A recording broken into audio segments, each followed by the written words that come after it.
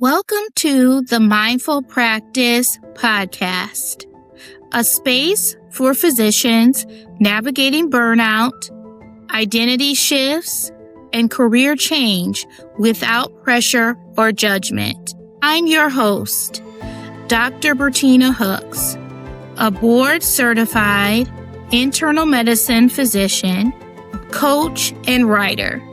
Here we talk honestly about what it means to build a sustainable career and a life beyond medicine and survival. The money fear, financial anxiety, and career reinvention. Welcome back to the Mindful Practice Podcast.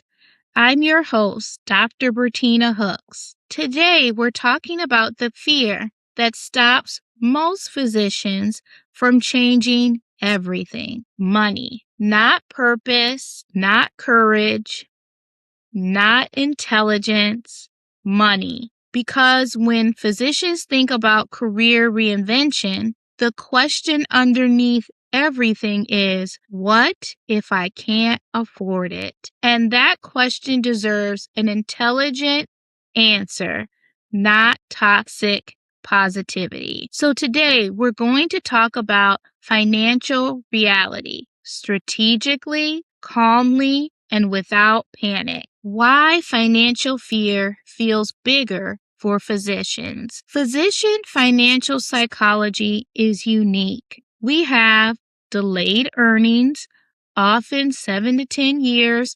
post-college, high student loan burden, lifestyle inflation post-attending salary, professional identity tied to income, family systems dependent on high earnings, social comparison within peer groups. When you train for over a decade to reach a high income bracket, stepping away from that income feels existential. But here is what's important. Income level and financial stability are not the same thing. High earners can be financially fragile. Moderate earners can be financially stable. Those are two different constructs. I think that most physicians fear career reinvention or pivot because they have sacrificed a lot of their time and energy and have delayed gratification when they finally reach the pinnacle of their clinical careers. And part of that delayed gratification is financial stability and income. However, I think that many physicians fear transitioning into different career paths, especially non-clinical, due to the fact of the fear of lack of income or loss of significant income in non-clinical roles compared to clinical ones. And that fear may be legitimate, but there are trade-offs, which we'll talk about throughout this episode, that can offset that financial income.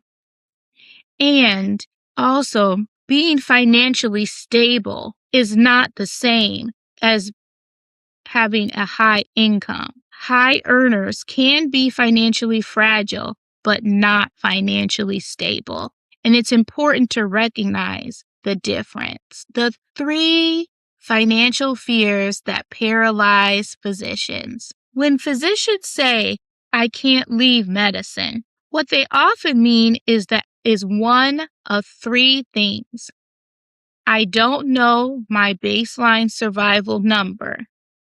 I don't know how long I could sustain a reduction in income. I don't trust that I can generate income differently. These are modeling problems, not destiny. When I first transitioned into non-clinical medicine, I was definitely concerned about making slightly less than what I was as an active practicing clinical physician. However, I realized that the time and freedom that I had doing non-clinical work allowed me to diversify my income streams. I started doing things like medical writing and medical expert work, in addition to utilization management. I also was able to work doing telemedicine and establish my own telehealth practice. Understanding that there's trade-offs with transitioning to different careers, but you can still maintain similar income and stability is important to ascertain before you make that career pivot. Know your baseline survival number. Most physicians know their gross income. Few know their actual monthly minimum required burn rate. You need 3 numbers: fixed obligations, mortgage or rent, insurance premiums, student loan payments, car payments, child care and tuition, utilities, basic groceries, variable lifestyle expenses, travel, dining, subscriptions, luxury spending, discretionary or deferrable spending. Your baseline survival number should be the fixed obligations and your essential living costs, not your current lifestyle. If you removed luxury travel, premium dining, high discretionary spending, what is the true monthly number required to remain financially stable? For most physicians, it's far lower than assumed, and seeing that number reduces panic. Runaway calculations. A runaway calculation equals your liquid savings divided by your monthly baseline survival number, which was just calculated. So, for example, if your baseline survival number is $9,000 per month and you have $180,000 in accessible savings, you have 20 months of runway income, not 2 months. That changes how your nervous system responds. Now, I am not suggesting reckless income elimination. I am suggesting clarity reduces fear. Income replacement modeling. Instead of asking, how do I replace $400,000 a year immediately?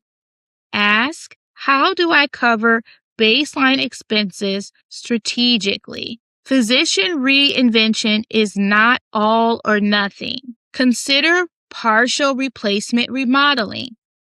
If your current income is $350,000, you may not need to replace $350,000 to pivot. You may need $120,000 to cover baseline stability, gradually rebuilding. Possible physician income layers include 1 to 2 clinical days per week, utilization management, remote roles, telemedicine, chart review, medical expert consulting, teaching, industry advisory, writing, coaching. These diversified income streams reduce volatility. One employer creates fragility.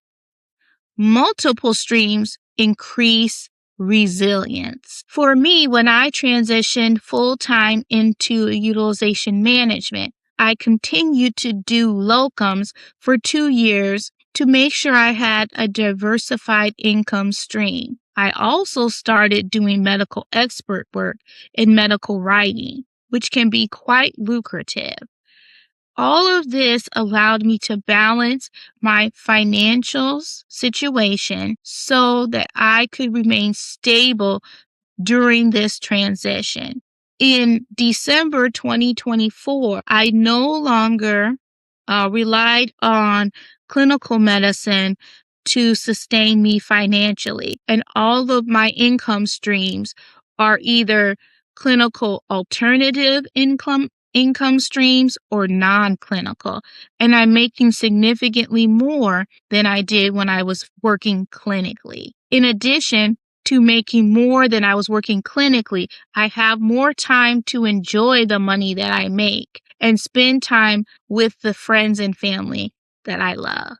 Student loans and debt strategy. Debt amplifies fear, but debt must be categorized. Is it federal loans on income-driven repayment, PSLF eligible, refinance private loans, high-interest consumer debt? These require different strategies. If loans are on income-based repayment, a temporary income reduction lowers payment. If PSLF is in progress, you may need to maintain qualifying employment. That's strategic. If high-interest private loans exist, refinancing or accelerated payoff may be necessary before pivoting. This is not emotional, it's structural. Now, I'm not a financial planner or an accountant, but I highly recommend that before you decide to transition in your medical career, you consult a financial planner for more information and to help you strategically decide what are the next steps for you to be financially secure in your career transition. Lifestyle inflation and status pressure. Physicians often inflate lifestyle within 2 to 3 years of attending salary. Buying a larger home, sending your kids to private school, luxury vehicles, high fixed overhead expenses. None of these are immoral, but they create income rigidity, and rigidity increases fear. Financial flexibility is often not about earning more. It's about lowering fixed overhead. That is a hard conversation, but it is empowering. Personal reflection. There have been seasons in my own life where financial recalibration was necessary. Moments where income felt uncertain. Moments where I had to make decisions based on math, not emotion. But here is what I learned. Financial stability is not about never feeling fear. It's about understanding your numbers well enough that fear does not dictate decisions. Reinvention is safest when it is modeled, not impulsive.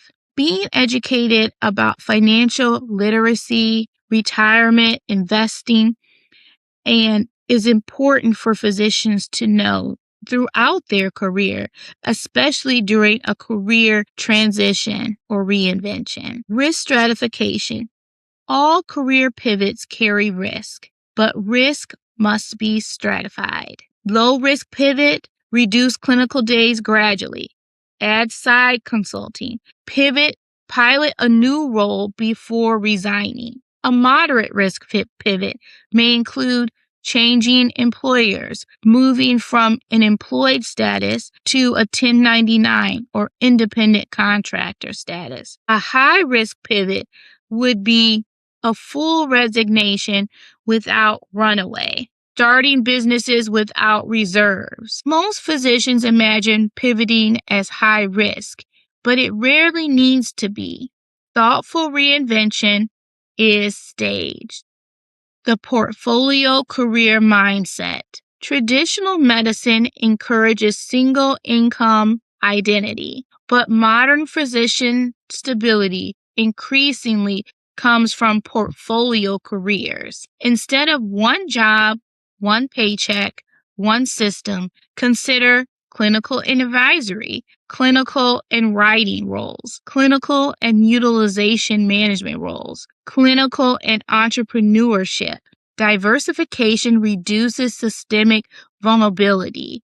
If one stream fluctuates, others remain. This is financial maturity. The psychology of money. Sometimes the fear is not math. It is identity. You earned $400,000 a year. Now you earn $220,000 a year. Does that feel like failure or freedom? Income is not your identity. It is leverage, and leverage can be redesigned. Here's some practical action steps. If you are contemplating change, calculate your baseline survival number, as we've already discussed. Calculate runaway. Identify at least 2 alternative income streams you could activate within 90 days. Reduce non-essential fixed overhead if possible. Do not resign without remodeling. With reinvention favors preparation, not drama. Now, I'm going to give you a personal example of how I have diversified my income streams. As I told you before, in 2016, I started doing a lot of locums, but remained clinical. Then in 2022, I transitioned into utilization management and continued to do locums clinically. I also at that time strategically started to add medical expert work, medical writing, and consulting. And as I stated before, all of these income streams takes time to develop. But as I became promoted in my utilization management roles, I was able to earn more income and still have the flexibility to continue those alternative non-clinical streams of income and include some clinical alternative streams like telemedicine, as well. Finally, in my current stage, I'm also branching out again to develop my own telemedicine practice strategically on my own terms. Before, I had created a brick and mortar private practice and had experimented with direct patient care, which I found very rewarding. Now I want to change the model of practice again to a primarily telehealth experience, focusing on non-invasive aesthetics and medical weight loss. Now I'm starting with the medical weight loss component, which I did before with the introduction of GLP-1s. And I'm also working on developing a hybrid clinical practice where I can work 1 to 2 clinical days per week to start and see how that helps me in my current role. All of this is doable with strategic planning and reflection and setting up a 90-day plan and testing it out. Coaching can help you determine the next step in your career reinvention. In closing, money fear is real, but it is often undefined. Undefined fear feels infinite. Defined numbers feel manageable. You do not need reckless courage. You need clarity. Financial modeling is not unspiritual. It's not cynical. It is not limiting. It is protective. And when your nervous system understands the plan, you can make career decisions from alignment, not panic. You are allowed to redesign your income. You are allowed to reduce risk thoughtfully. Until next time. Thank you for listening to the Mindful Practice Podcast. If today's episode resonated with you, you can find free burnout and career clarity resources at pinnaclebusinessacademy.org. And if this podcast supported you, please consider subscribing or sharing it with a colleague who might need it. Remember, you are more than your white coat. You are not broken, and you are allowed to evolve. Until next time, take care of yourself, not just your role.